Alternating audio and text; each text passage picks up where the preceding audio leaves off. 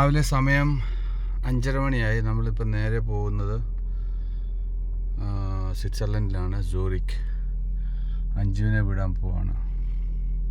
അവരൊക്കെ റെഡിയായിട്ട് വരുന്നു. വണ്ടിക്കകത്ത് വൈപ്പറിൽ. ഇന്ന് വെനസ്ഡേ ആയതുകൊണ്ട് ഇവിടെ മാർക്കറ്റുണ്ട്. ആ മാർക്കറ്റിൽ അവർ വന്നെല്ലാം സെറ്റ് ചെയ്യുക. ലോക്കൽ ആൾക്കാർ ഇവിടെ കൊണ്ടുവന്ന് ചന്ത, നമ്മുടെ നാട്ടിലെ ചന്ത പോലെ വെനസ്ഡേ മാർക്കറ്റ് കണ്ടോ. അവരെല്ലാം വന്നിട്ടുണ്ട്. പക്ഷെ ഭയങ്കര വിലയാ. വില ഭയങ്കര. സൂറിക്കിലൂടെ നമ്മൾ വെളുപ്പിനെ യാത്രയായതാണ്. നേരം വെളുക്കുന്നതിന് മുമ്പ് തന്നെ ഇപ്പം പരപരാന്ന് നേരം വെളുത്തു തുടങ്ങി. അത്യാവശ്യം നല്ല ഫോഗുണ്ട് വഴിയിലൊക്കെ. നമുക്ക് വിസിബിലിറ്റി കുറവാണ്. അപ്പോൾ നമ്മൾ സൂറിക്ക് യാത്രയിലോട്ട് എല്ലാവർക്കും സ്വാഗതം. നമ്മൾ നേരെ പോകുന്നത് എയർപോർട്ടിലോട്ടാണ്. അങ്ങനെ അത് കിട്ടിയില്ലല്ലേ, അമ്മ ഫോഗിയായിപ്പോയി. എന്താണ് പറയുക, പതിവില്ലാതെ ഹമ്മേന്ന് കഴിക്കാൻ ഒരു കൊതി. ഞാൻ ബട്ടർ ബ്രെഡ്സിലൊക്കെ വാങ്ങിക്കാന്ന് വിചാരിച്ചു പോയതാണ്. ചിന്തിച്ച പോയ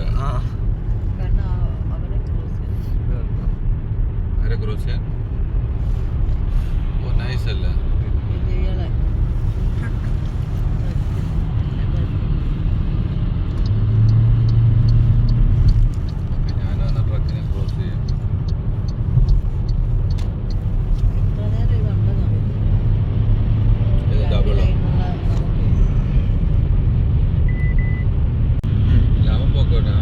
സ്പീഡിൽ പോകണം, അവൻ്റെ ഓഫീസുള്ള ഓഫീസില്ലല്ലോ.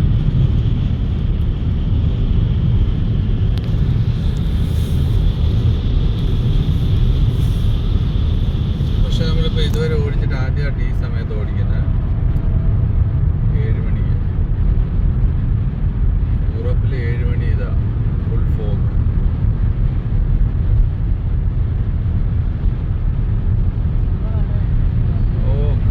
ക്ലൈമറ്റ് അല്ലേ. നമ്മളിപ്പോൾ ഒരു മൂന്നാറോ ആ ഏരിയയിലൊക്കെ പോയാൽ കിട്ടുന്ന പോകില്ലേ, അതിൻ്റെ 2 മടങ്ങ്. ഇത് ഓട്ടോബാൻ ഹൈവേ ആണ്, അൺലിമിറ്റഡ് സ്പീഡിൽ ഓടിക്കുകയാണ്. പക്ഷേ ഫോഗ് ആയതുകൊണ്ട് 135 പോകുന്നത്. നമ്മളിപ്പോഴും പോകുന്നത് 135 കിലോമീറ്റർ സ്പീഡിലാണ്.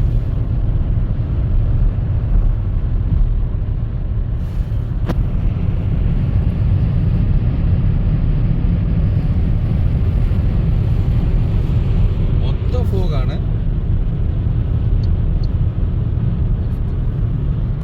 യൂറോപ്പിൽ ഭയങ്കര മഴയാണേലും അതുപോലെ തന്നെ ഇതുപോലെ മഞ്ഞ് വീഴ്ചയാണേലും നമുക്ക് യൂറോപ്പിലെ ആ ഒരു പ്രകൃതി സൗന്ദര്യം കാര്യമായിട്ട് നമുക്ക് ആസ്വദിക്കാൻ പറ്റില്ല. കാരണം ഒന്നുകിൽ മഞ്ഞ് മൂടി വന്ന് നിറഞ്ഞ് നിൽക്കും. ഇപ്പം മഴയൊക്കെ ആണെന്നുണ്ടെങ്കിൽ ഏതാണ്ട് വിസിബിലിറ്റി കുറയും. കാരണം തണുപ്പും ഈ മഴയും കൂടെ വന്ന് കഴിയുമ്പം കാലാവസ്ഥ ഓൾമോസ്റ്റ് വളരെ ഡിമ്മായി പോവും. ആ ഒരു വിഷയമുണ്ട് യൂറോപ്പിൽ. നമ്മളിപ്പോൾ ഏറ്റവും കൂടുതൽ ഈ നല്ല കാലാവസ്ഥ ഉള്ള സമയത്ത് സഞ്ചരിച്ചാലാണ് യൂറോപ്പിൻ്റെ ശരിയായിട്ടുള്ള സൗന്ദര്യം നമുക്ക് ശരിക്കും എൻജോയ് ചെയ്യാൻ പറ്റുക. ഇപ്പം എന്താ, രാവിലെ നമ്മൾ പോകുന്ന ഈ റൈറ്റ് സൈഡിലും ലെഫ്റ്റ് സൈഡും ഒക്കെ മനോഹരമായ പ്ലേസുകളാണ്, അതിമനോഹരമായ പ്ലേസ്. നമുക്ക് അത് ക്യാമറയിൽ എത്രമാത്രം കിട്ടുമെന്നുള്ളത് നമുക്ക് ഉറപ്പ് പറയാൻ പറ്റില്ല. കാരണം നേരിട്ട് കാണുമ്പം കാണുന്ന ആ ഒരു ഭംഗി ഈ ഒരു ക്ലൈമറ്റിൽ നമുക്ക് ക്യാമറയിൽ കൂടെ പകർത്താൻ കാര്യമായിട്ട് സാധിക്കില്ല. എന്ന് വെച്ചാൽ ഈ ഫോഗ് ഉള്ളത് കൊണ്ട് ഇങ്ങനെ ഒരു മൂടാപ്പായിട്ടായിരിക്കും നമുക്ക് ക്യാമറയിൽ കിട്ടുക. അങ്ങ് ദൂരെ കാണുന്ന ആൽപ്സ് വന്നിട്ട് ഓൾറെഡി ഐസിൽ ഇങ്ങനെ മുങ്ങി തുടങ്ങിയിരിക്കുന്ന ആ ഒരു പർവ്വതനിരകളാണ്, ആൽപ്സ് പർവ്വതങ്ങളാണ് നമുക്ക് അങ്ങ് ദൂരെ കാണാൻ സാധിക്കുന്നത്. സ്വിറ്റ്സർലൻഡിലെ ആൽപ്സ് പർവ്വതനിരയിലെ ഏറ്റവും വലിയ ഉയരത്തിലുള്ള മൗണ്ട് ഇൽറ്റിസും അതുപോലെ തന്നെ ജുങ്ഫ്രൂ ഒക്കെ ഉണ്ട്. അവിടെയൊക്കെ ഒത്തിരി ടൂറിസ്റ്റുകൾ വരുന്ന ഒരു സ്ഥലങ്ങളാണ് അവിടെയൊക്കെ. നമ്മൾ ഏതാണ്ട് 5:30 മണി കഴിഞ്ഞപ്പം 5 മണി കഴിഞ്ഞപ്പോൾ എന്തോ ഇറങ്ങിയതാണ് വീട്ടിൽ നിന്ന്. ഇപ്പോൾ ഒരു 2-2.5 മണിക്കൂർ ഡ്രൈവ് ചെയ്തു. ഇനി കൂടി വന്നാൽ 1 മണിക്കൂർ കൂടെ ഉണ്ട് നമ്മുടെ ഡ്രൈവിങ് എയർപോർട്ടിലെത്താൻ. അങ്ങനെ നമ്മൾ ഹൈവേ കൂടെ ഈ ഈ സ്വിറ്റ്സർലൻഡ് ഹൈവേ കൂടെ നമ്മുടെ യാത്ര ഇങ്ങനെ തുടരുകയാണ്.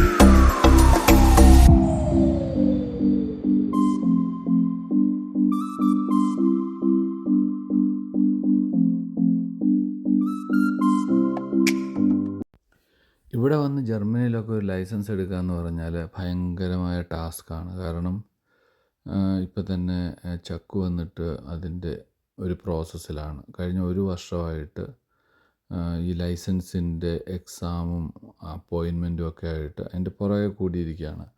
ഏതാണ്ട് 2000 യൂറോയോളം സ്പെൻഡ് ചെയ്താലാണ് ഒരാൾക്ക് ലൈസൻസ് നമുക്കിവിടെ എടുക്കാൻ പറ്റുക.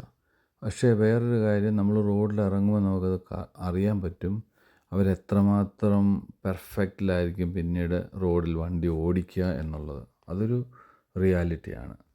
അതുപോലെ ചൂർ എന്ന് പറയുന്ന ഒരു പ്രസിദ്ധമായ ഒരു സ്ഥലം ഇവിടെയുണ്ട്. ഇവിടെ ടൂറിസ്റ്റുകളെല്ലാം വന്നിട്ട് ഈ സ്വിറ്റ്സർലൻഡ് ഒരു ട്രെയിൻ യാത്രയുണ്ട്. അത് വളരെ ടൂറിസ്റ്റിക് സ്പോട്ടുകൾ കൂടി കടന്നു പോകുന്ന ഒരു ട്രെയിൻ യാത്ര. അത് വന്ന് ഇറ്റലിയിൽ നിന്ന് ചൂറിലോട്ടാണ് അതിൽ ഡെസ്റ്റിനേഷൻ വരുന്നത്. എന്നിട്ട് അവിടെ നിന്ന് മിക്കവാറും വൺ വേ എടുത്തിട്ട് ആയിരിക്കും ആൾക്കാർ പോകുന്നത്. കാരണം അത് കുറച്ച് എക്സ്പെൻസീവായിട്ടുള്ള ഒരു ട്രെയിൻ യാത്രയാണ്. അപ്പോൾ ഈ യാത്ര മിക്കവാറും ആൾക്കാർ പോവുക വൺ വേ, അല്ലെന്നുണ്ടെങ്കിൽ 2 വേ എടുത്ത് പോയാൽ തന്നെ ഈ പറയുന്ന മാതിരി ചൂരി വന്നിട്ട് അടുത്ത ട്രെയിൻ പിടിച്ച് തിരിച്ചു പോകുക എന്നുള്ളതാണ് ഇറ്റലിയിലോട്ട്. ആ ഒരു യാത്ര വളരെ രസമുള്ള ഒരു കൂടെ പോകുന്ന ഒരു യാത്രയാണ് ആ ട്രെയിൻ യാത്ര. അത് ഈ സ്ഥലമാണ്. കണ്ടോ, ഫ്ലുഗ് ഹാഫൻ ആ ഫ്ലൈറ്റിൻ്റെ പടം കാണിച്ചിട്ടുണ്ടോ? അതായത് എയർപോർട്ട് എന്നാണ് കാണിക്കുന്നത്. ഇറ്റാലി അല്ല, ഫ്രഞ്ച്. സ്വിറ്റ്സർലൻഡിലും ജർമ്മനാണ് സംസാരം, പക്ഷേ ഇച്ചിരി സ്ലാങ്ങിലൊക്കെ വ്യത്യാസം കാണും. ഇവിടെ എല്ലാത്തിനും ജർമ്മൻ ഉപയോഗിക്കുന്നത്. എന്ത് ഇവിടെ ലാംഗ്വേജ് ആയിട്ട് സ്വിസ് ലാംഗ്വേജ് വേറെ ഉണ്ടോ? Swiss German. Swiss German. ആ,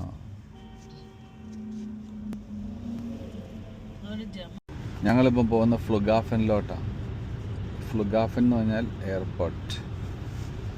ഫ്ലൂ എന്ന് ഓർത്താൽ മതി, പിന്നെ ബാക്കി ഗാഫൻ.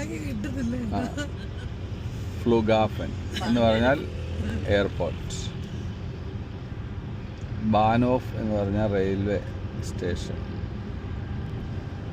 കുറച്ച് സംഭവങ്ങളൊക്കെ ചെറുതായിട്ട് മനസ്സിലാവുന്നുണ്ട്, പക്ഷെ പെട്ടെന്ന് മറന്നും പോകും. അതാ പ്രശ്നം. എല്ലാം വല്ലാത്ത നാക്കൊടിയുന്ന വേർഡുകളാണ്. നമ്മളങ്ങനെ എയർപോർട്ടിനോട്ട് അടുത്തുകൊണ്ടിരിക്കുന്നു. ഒരു 20 കിലോമീറ്റർ കൂടിയാൽ നമ്മൾ എയർപോർട്ടിലെത്തും ഓൺ ടൈം. 11 മണിക്കാണ് ഫ്ലൈറ്റ്. 5 അയർലൻഡിന്.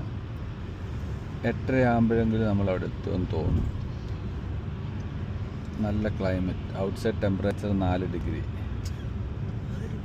4 ഡിഗ്രി കണ്ടോ. ഇപ്പം വണ്ടി ഇരിക്കുന്നതുകൊണ്ട് നമ്മൾ കുഴപ്പമില്ലാതെ പോകുന്നു. ഇച്ചിരി വാമൊക്കെ ഇട്ട് പോകുന്ന വണ്ടിയിൽ. അതല്ലെങ്കിൽ കിടുക്കാച്ചി തണുപ്പാണ്. കഴിഞ്ഞ പ്രാവശ്യം നമ്മൾ വരുമ്പോൾ നമ്മളിപ്പോൾ ഇതൊക്കെ പോലീസ് വിളിച്ച് തലോടി, എന്താടാ മോനെ പാസ്പോർട്ടൊക്കെ എടുക്കടാ, കാട്ടടാ എന്നൊക്കെ ചോദിച്ചു. അതുകൊണ്ട് ഞാൻ തന്നെ ഇങ്ങോട്ട് ഓടിക്കണം. സൂറിക് ഇൻ്റർനാഷണൽ എയർപോർട്ടിൽ വന്നു. ഫ്ലുഗാഫൻ ഒരു പാർക്കിങ് വണ്ടി ഇട്ടു. എന്നിട്ട് നമ്മൾ വണ്ടി പോവാം.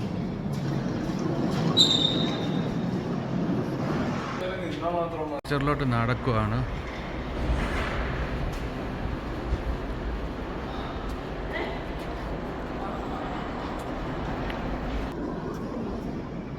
നമ്മളിപ്പോൾ ഉള്ളത് സൂറിക് ഇൻ്റർനാഷണൽ എയർപോർട്ട്. ഫ്ലുഗാഫൻ എന്നാണ് എയർപോർട്ടിന് പറയുന്നത്. ഫ്ലുഗാഫൻ.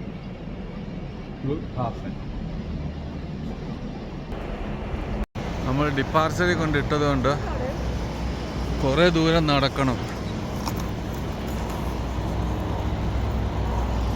ചക്കുവിൻ്റെ ഐഡിയ ആയിരുന്നു. അറൈവലിൻ്റെ താഴെ തന്നെ ആയിരുന്നു ഡിപ്പാർച്ചർ. നമ്മൾ കൊണ്ടുവന്നിട്ട് ഡിപ്പാർച്ചറിൻ്റെ അവിടെ പാർക്ക് ചെയ്തിട്ട് ഇപ്പോൾ നമ്മൾ നടക്കുക.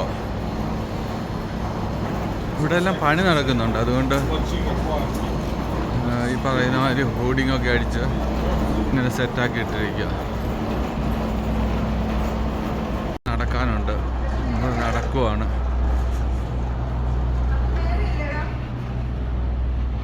കുറേ ദൂരം നടന്നു. രാവിലെ 8 മണി ആയതുകൊണ്ട് എയർപോർട്ട് അധികം ആൾക്കാരില്ല.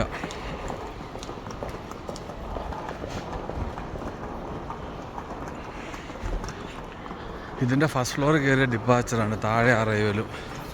നേരെ മേളിലോട്ട് കയറാം. ഡിപ്പാർച്ചറിൻ്റെ അവിടെ എത്തി. സ്വിസ് എയർലൈൻസിൻ്റെ ക്യൂ ആയത്. സ്വിസ് എയർലൈൻ ചെക്ക് ഇൻ 2-ലാണ് 5 പോകേണ്ട ഗേറ്റ്. വലിയ തിരക്കൊന്നുമില്ല. രാവിലെ അല്ലേ, അല്ലെന്നുണ്ടെ ഭയങ്കര തിരക്കുള്ള എയർപോർട്ടാണ് ഇത് സൂറിക്.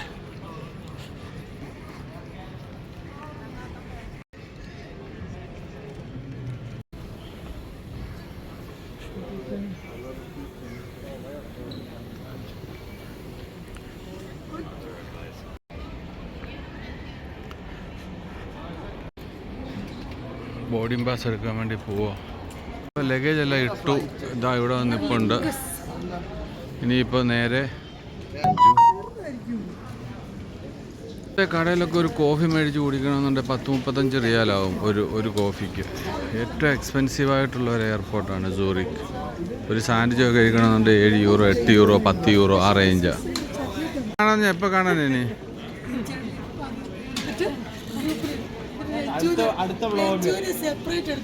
അല്ല, ഏപ്രിൽ കാണാനെന്നോ?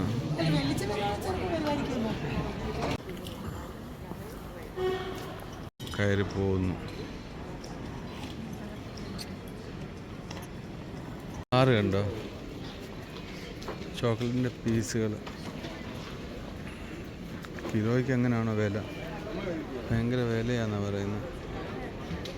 സ്വിസ് ചോക്ലേറ്റ് ഫേമസ് അല്ലേ? ചോക്ലേറ്റ് നോക്കുക. പിന്നെ ലാഡുറാക്ക് എന്ന് പറഞ്ഞൊരു ബ്രാൻഡ് ഇത് ലിഡിൽ.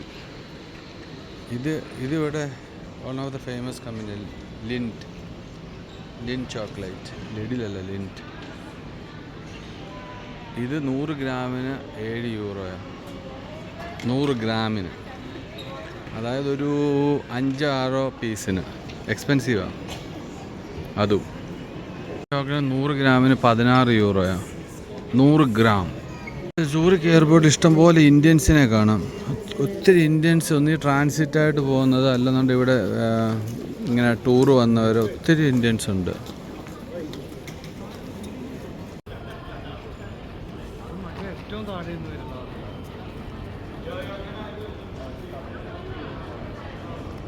തിരികെ പാർക്കിങ്ങിലോട്ട് പോവാം.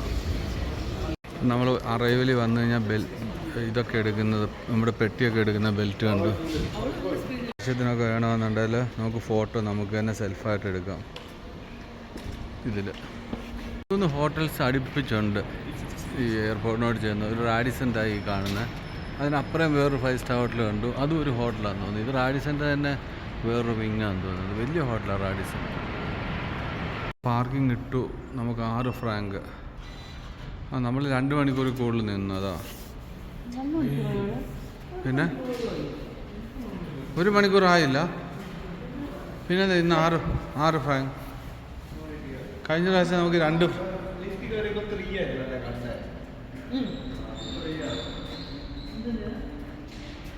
അന്ന് 5-നെ പിക്ക് ചെയ്യാൻ വന്നപ്പോഴത്തേക്കും നമ്മൾ ഇതിനകത്ത് കയറിയപ്പോൾ നമ്മൾ 2 ഫ്രാങ്ക് ആയിരുന്നു മണിക്കൂറിന്. ഇപ്പോൾ 6 ഫ്രാങ്ക് എടുത്തു. 900 എന്നാണ് കാണിച്ചിരിക്കുന്ന. ആ റൂട്ടിൽ പോയിട്ട് ലിഫ്റ്റ് എടുത്ത് വേണം പോകാൻ. അവിടെയാണ് നമ്മുടെ പാർക്കിംഗ് ഇഷ്ടം പോലെ പാർക്കിങ്ങാണ്. നമ്മളിപ്പം സാധാരണ ഒരു എയർപോർട്ടിൻ്റെ പാർക്കിംഗ് വെച്ചിട്ട് സൂറിക്കുമായിട്ട് കമ്പയർ ചെയ്യുമ്പോഴത്തേക്കും 6 ഫ്രാങ്ക് നോട്ട് വെരി എക്സ്പെൻസീവ്. കാര്യം 24 റിയാൽ അല്ലെങ്കിൽ 25-30 റിയാൽ. നമ്മുടെ റിയാദിലുണ്ടല്ലോ 10 റിയാൽ. അപ്പോൾ നമ്മൾ സൂറിക് ഇൻ്റർനാഷണൽ എയർപോർട്ടിനോട് വിട പറയുന്നു. ഇതാണ് സൂറിക് ഇൻ്റർനാഷണലിൻ്റെ പാർക്കിങ്ങും സോണും അറൈവൽ ഏരിയയും ഡിപ്പാച്ചർ ഏരിയ ഒക്കെ. ഇനിയിപ്പോൾ നമ്മുടെ നെക്സ്റ്റ് ട്രിപ്പ് എന്ന് പറയുന്നത് ലെക്സിങ്സ്റ്റനോ ആ രാജ്യത്തോട്ടാണ്. ഇവിടുന്ന് 80 കിലോമീറ്ററാണ്. ഇവിടെ കൊണ്ട് പാർക്ക് ചെയ്തു. ഇവിടെ സൂറിക്കിലൊരിടത്ത്. ഇനിയിപ്പം പോപ്പീസ് എന്ന് പറഞ്ഞ റെസ്റ്റോറൻറ്റിൽ കയറി ഫുഡ് കഴിച്ചു സൂറിക്കിൽ. ഇനിയിപ്പോൾ നമ്മൾ തിരിച്ചു പോവാം. ഇത് റെയിൽവേ സ്റ്റേഷൻ്റെ എന്തോ ഭാഗമാണ്. മെയിൻറ്റെയിൻഡാ. നമ്മൾ അവിടെ ഒരിടത്ത് വണ്ടി പാർക്ക് ചെയ്തിട്ടിട്ട് പോയായിരുന്നു. അവിടെ 2 മണിക്കൂർ എക്സീഡ് ആയെന്ന് പറഞ്ഞിട്ട് 40 ഫ്രാങ്ക് പെനാൽറ്റി അടിച്ചു. ഒരു പേപ്പർ അവിടെ എഴുതിയിട്ടിട്ടുണ്ട്. എന്തായാലും ഓൺലൈനിൽ കയറി അത് പേ ചെയ്യണം.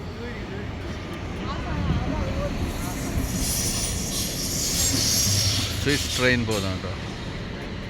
സ്വിറ്റ്സർലൻഡിൽ വന്നു കഴിഞ്ഞാൽ ഒരു റെസ്റ്റോറൻറ്റിൽ അവിടെ ഒരു മലബാർ റെസ്റ്റോറൻ്റ് ഉണ്ട്. അവിടെ ഒരു ചെറിയൊരു ദാൽ കറിക്ക് 30 ഫ്രാങ്ക്, അതായത് 150 റിയാൽ. വളരെ ചെറിയൊരു പോർഷൻ. ഭയങ്കര എക്സ്പെൻസീവാണ് ഇവിടുത്തെ ഇന്ത്യൻ റെസ്റ്റോറൻറ്റൊക്കെ സൂറിക് സിറ്റിക്കുള്ളിൽ. ഇവിടെ മക്ഡൊണാൾഡ്സും അല്ല പോപ്പീസും ഇല്ല അങ്ങനെയുള്ള സംഭവങ്ങളൊക്കെ ആയിരിക്കും കുറച്ചുകൂടെ നമുക്ക് അഫോർഡബിൾ.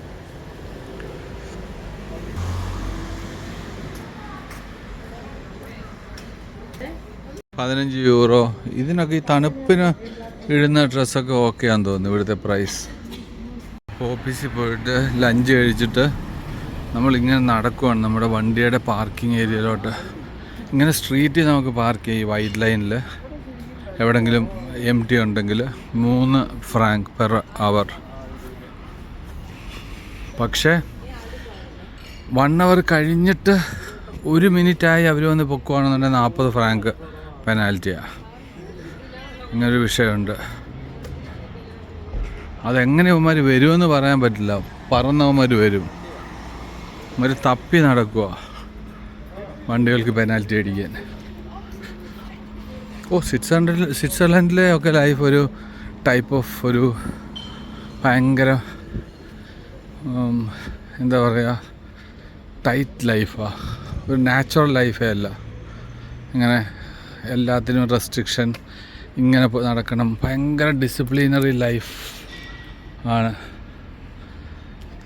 ഇവിടെ.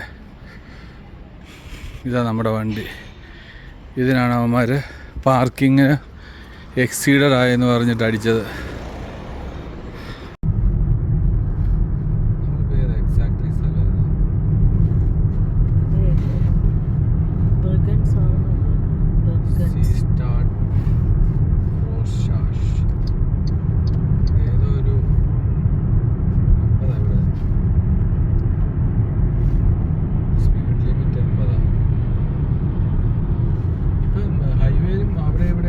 ക്യാമറ കാണുന്നുണ്ടല്ലേ സ്വിറ്റ്സർലൻഡിൽ.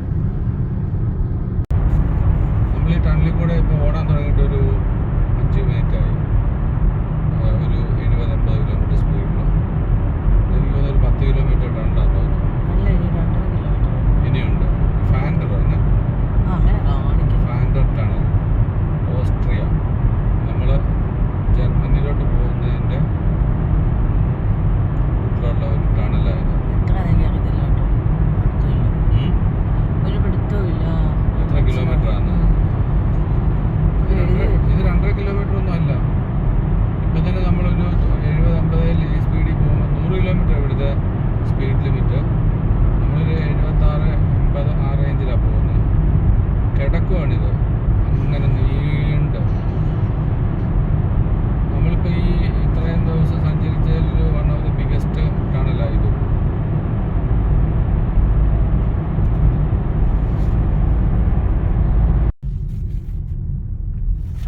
ഈ റോഡ് ഗ്രാമത്തിന് നടുക്കൂടുള്ള റോഡാണ്. ഈ ലെഫ്റ്റ് സൈഡിൽ എന്തോ ഒരു കൃഷി, റൈറ്റ് സൈഡിൽ പുല്ലിൻ്റെ കൃഷി. 100 കിലോമീറ്റർ സ്പീഡിൽ പോകാം, പക്ഷേ ഒരു വണ്ടി എതിരെ വന്നാൽ 30 കിലോമീറ്റർ സ്പീഡിലേ പോകാൻ പറ്റും. ഇതുണ്ടോ ഒരു യേശു ക്രിസ്തു കുരിശിൽ കണ്ടോ? മനോഹരമായ ജർമ്മൻ ഗ്രാമത്തിൻ്റെ ഉള്ളിൽ കൂടെയാണ് നമ്മൾ ഡ്രൈവ് ചെയ്ത് പോകുന്നത്. ഇപ്പോൾ സമയം 5 മണി, പക്ഷേ ഒരു 7 മണിയുടെ പ്രതീതി, 6:30 മണിയുടെ പ്രതീതി. BMW ടെസ്ലയും ഒക്കെയാണ് നമ്മുടെ എതിരെ വരുന്ന വണ്ടികൾ. മനോഹരമായ ഗ്രാമം, ബ്യൂട്ടിഫുൾ സൈലന്റ് ഗ്രാമം, അനക്കമില്ല. 30 കിലോമീറ്റർ സ്പീഡ്. എന്നിട്ട് അവിടെ ഒരു ക്യാമറയും കാണും ചിരിച്ചോണ്ട്. കണ്ടോ? എന്നെ ദൂരെ നോക്കിയവൻ ചിരിക്കുന്നുണ്ടോ? പൊട്ടിച്ചിരിച്ച് കള്ളൻ. കണ്ടോ? അപ്പോൾ ഫ്രണ്ട്സ്, നമ്മൾ നേരെ ഇപ്പം വൈൻകാട്ടിലോട്ട് പോവാണ്. അപ്പോൾ നമുക്കിനി അടുത്ത വീഡിയോയിൽ കാണാം. മേളിൽ എന്തോ ഒരു സംഭവം ഉണ്ട്, ക്യാസിലാന്ന് തോന്നുന്നു. അങ്ങ് മേളിൽ ആ മലയുടെ മേളിൽ. ഇവിടെ 100 കിലോമീറ്ററാണ് സ്പീഡ്. നമ്മളിപ്പോൾ കടന്നു പോകുന്ന ബ്രിഗൻസ് എന്ന് പറഞ്ഞൊരു സ്ഥലത്തൂടെയാണ്. അപ്പോൾ നമുക്ക് ബൈ ബൈ പറയാം. C you on next video.